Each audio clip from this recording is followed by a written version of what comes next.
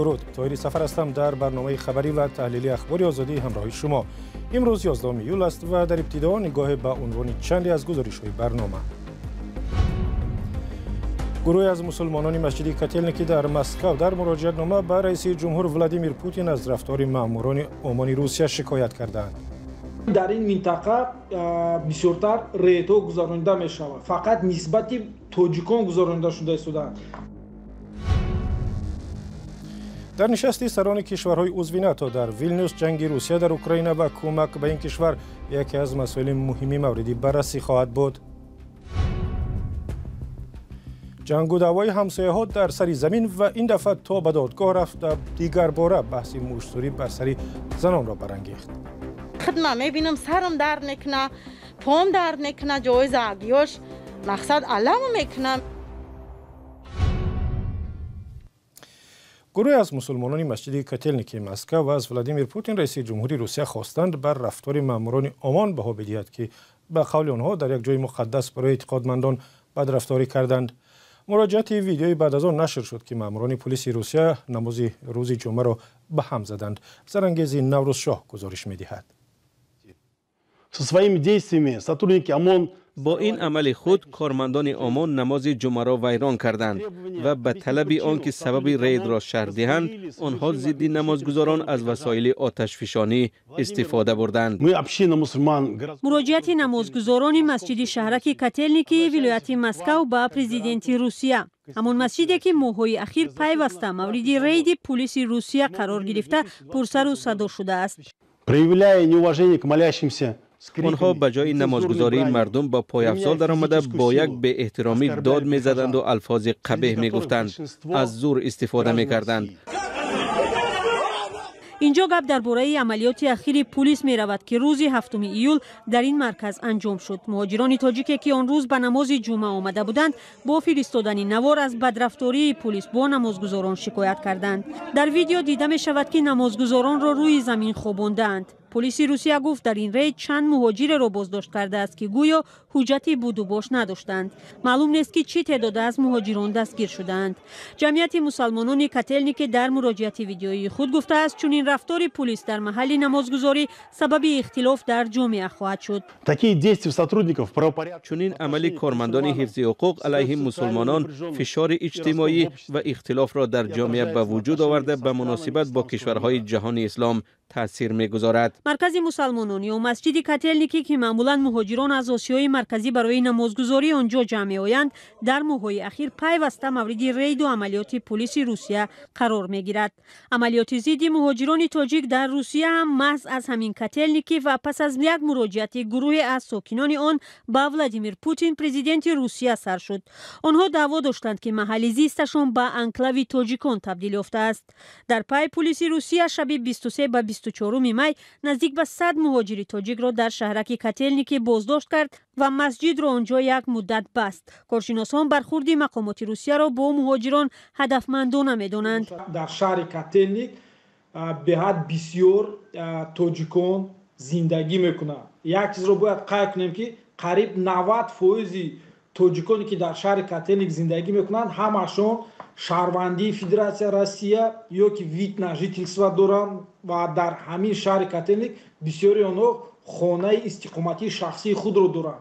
با سبب این که در آنجا بغیر از تاجیکان نمایندگان دیگر دولت‌های آسیای میانه کار زندگی میکنند، برای همین در این منطقه بسیارتر ریدها گذرانده می شود. فقط نسبت تاجیکان گذرانده شده است. مقامات تاجیک در پی بازداشت و ریدهای دوامدار پلیس روسیه در ماه‌های اخیر واکنش نشان داده تحقیق منصفانه حادثه ها را خواستند، اما بازداشت و عملیات ضد مهاجران ادامه کرد. مهاجران میگویند در جریان این ریدها برخورد بیشتر با زاده‌های تاجیکستان بد است و اکثرا آنها بازداشت و لطوکوب میشوند. رو میاریم به مسائل بین المللی و سپس برمیگردیم به تاجیکستان. در لیتوا که سالهای اخیر محل اقامت بعضی از نمایندگان مخالفان و مهاجران تاجیک است، نشست مهمی شروع شد، اما در آنجا نه درباره مهاجران و کارگران تاجیک بلکه درباره امنیت در جهان و جنگ بی‌دلیل روسیه در اوکراین و مسائل دیگری نظامی گپ میزنند. آیا اوکراین میتواند عضو ناتو بشود یا نه از موضوعهای دیگری نشست خواهد بود؟ کایو مرسیاتا گزارش میدهد. نشست سالانه ناتو در شهر ویلنیوس پایتخت لیتوا. اوکراین از موضوع اساسی است. رئیس جمهور ولادیمیر زلنسکی هفته گذشته به چند کشور عضو پیمان رفت و سازشنامه‌های را به امضا رساند که از درخواست کیف برای همراه شدنش به ناتو پشتیبانی می‌کنند. از جمله در جمهوری چخیه این گفتمان صدا داد. بعضی‌ها هنوز مطیع مسکو هستند. بعضی‌ها از روسیه می‌ترسند. اما باوری دارم که لحظه نشان دادن جسارت و همدلی اعضای پیمان فرا رسیده است. وزیر سابق دفاع لیتوا و عضو پارلمان اروپا میگوید که کشورهای اروپای شرقی طرفداران اشدی پیمان هستند. کشورهای ساحل بالتیکا، لهستان و جمهوری چخیه و یا تمام قسمت شرقی که به ناتو پیوستند خوب درک میکنند و از آنچه که از عضویت در ناتو گرفتند بهره میبرند.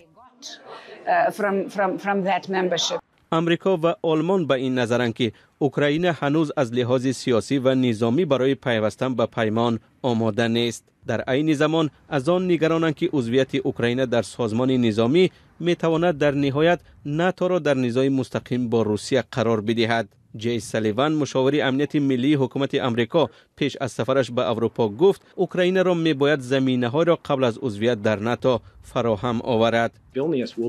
ویلنیوس فرصت مهمی در راه اوکراین به سمت ناتو است. زیرا امریکا و شریکانش در ناتو و اوکراین امکان دارند اصلاحات ضروری را بررسی کنند که اوکراین مطابق با معیارهای ناتو بشود. ناتو گفته است که آماده کمک به اوکراین در اصلاح سیستم امنیتی و مدافعی آن است. نخست وزیر سابق اوکراین میگوید کشورش آماده عضویت در ناتو است، چیزی که به نفع ناتو خواهد بود. اوکراین در عمل ارتش روسیه و نیروهای معمولی آن را خلع سلاح کرد. از این رو 10 ساله لازم است که روسیه به خود بیاید و نیروهای معمولیش را در اروپا برقرار سازد. مهارت و تجربه جنگی که ارتش اوکراین دارد باور نکردنی است. از این رو بودن اوکراین در ناتو به نفع کشورهای عضو آن است. نظرسنجی ها نشان دادند که 80% اوکراینی ها طرفدار پیوستن کشورشان به ناتو هستند. انتظاری هایشان از نشست ویلنیوس هم بالاست. The Ukrainian people expect that during the Vilnius summit Ukraine at least is to get an مردم اوکراین انتظار دارند که اوکراین در نشست ویلنیوس حداقل دعوتنامه عضویت در ناتو را میگیرد. ما واقع‌بین هستیم و باور داریم که شریکان ما در ناتو اراده سیاسی خواهند داشت که یک بیانیه نامفهوم صادر نکنند. در باز است.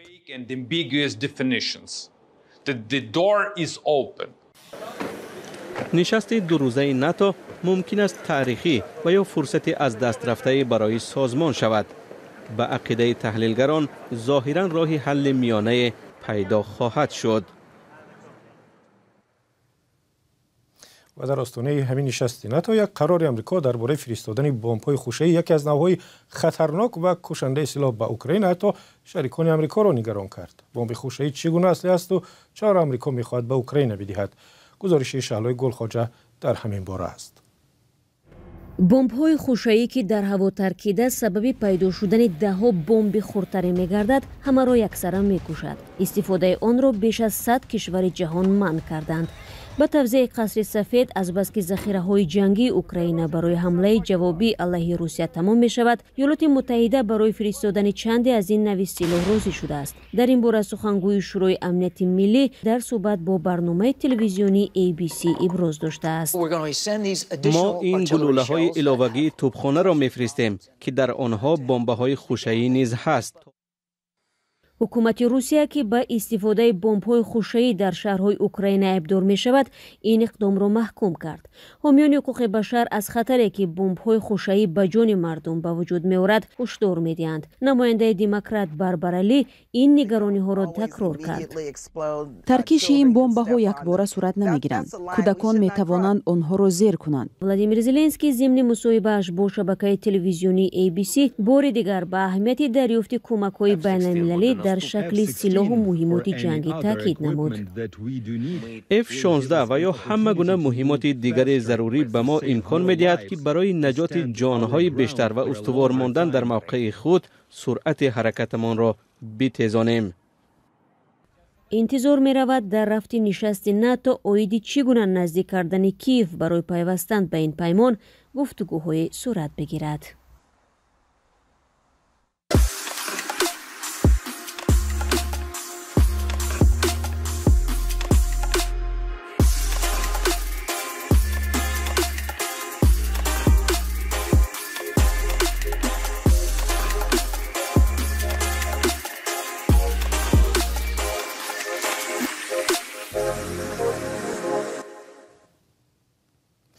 برمیگردیم به تاجیکستان و میرویم به فرخار. دادگاه این ناحیه قهرمان به اصطلاح منفی یک ویدیویی را که در شبکه‌های اجتماعی بحثی دراز و دامنه‌داری را برانگیخت جریمه بسته است. بیگ احمد نظرف را برای زدن و زخمی کردن این همسایه‌اش ماهی خوبان طلب و جزای مأموری دادند، ولی جبر دیده میگوید که راضی نیست. اگرچه طور خودتون میدانید جنجال و دعوای سری زمین در تاجیکستان زیاد رخ میدهد، اما این جنجال بحث سری خشونت و یا زوراوری و ظلم ستم به زن در تاجیکستان را دیگر باره داغ کرد. محمود جان رحمتزاده گزارش می‌دهد. این نوار لحظه ثبت شده است که مایخوبان طلباوا مورد حمله همدیه‌اش قرار می‌گیرد. این حادثه یک ماه پیش در دهه افردی ناحیه فرخار رخ داد. در این نوار مرد حمله کننده میگوید که گاوهای مایخوبان وارد زمینه شده اند. گویا این حالت باعث عصبانیت بیگ احمد نظرف شده او به مایخوبان حمله کرده است. اما مایخوبان میگوید که برعکس بیگ احمد گاوهایش را با زور به سری زمینش آورده است. با گفته مایخوبان بیگ احمد زمانی که گاوهایش را میبرد به او حمله کرده است. امی گاو در درخت هم خیلی فکش چخ بستگی که من دیلم سوخی برام گاو تیز خوی کنم. گفتم خواهم را فکش شد خشرو ببندش گاو میبره نابود مرد. گفت پخته مرا خورده گفته کم خیلی عقارت خیلی ایوچه و ایختخته و هم عقارت کرد. مایخوبان و بیگ احمد در کنار هم زمین های کیش دارند. در نوارها دیده می شود که بیگ احمد گاهی با چوب گاهی با مشت می زند. خانواده مایخوبان خود همان روز به میلیسه ناحیه فرخار شکایت کرده اند. مایخوبان از تشخیص سودی طبی گذشته است و جراحت های برداشته او جزئی تلقی می شود. اما مایخوبان میگوید که تا حال جای ضرب‌های خورده همدیه‌اش را تبابت میکند. من هر گانی خدمت میبینم سرم درد میکنه، پام درد میکنه، جای زاگیاش مقصد علم میکنه. میگم من از تا زیر 20 سال زندگی میکنم، مرا شوهر خود مالی پد گفتگی نیست. در پی شکایت مایخوبان پلیس فرخار برای بیگ احمد پرونده مأموری باز کرده است. ما تلاش کردیم نظری بیگ احمد را گیریم، اما خانواده‌اش در را برای ما پوشید. بعد انتظاری های نیم ساعته خانواده بیگ احمد گفت که او در خانه نیست. دادگاه فرخار روز 19 ایون اختلاف بیگ احمد نظرف و مایخوبان طلباوا را پایان داد. بیگ احمد نظرف با ماده 460 کدکس حقوق ویرانکنی گناهکار دانسته شد و با پرداخت 476 سامانی جریمه نقدی محکوم شد. با این حال همان طوری که از قرار دادگاه دیده می شود سخن از لط و کوبی مایخوبان نیست. در قرار دادگاه تنها به سخنهای قبیح بیگ احمد و پشیمانی او اشاره شده است. خانواده مایخوبان طلباوا میگوید که نسبت او به عدالتی صورت گرفته است. خواهش دارم که همین آدمای کارگراش مقصد ساز چی کنه، همین سوم بگیرن آدما در لط و کوب دوره غلامداری و دوره دموکراتی. اکنون مایخوبان طلباوا علیه تصمیم دادگاه فرخار درخواست تجدید نظر داده است. او میگوید تا زمانی که عدالت برقرار نشود و بیگ احمد نظرف جزا نگیرد از شکایت دست نخواهد کشید. محمود جان رحمتزاده، آزادی، فرخار.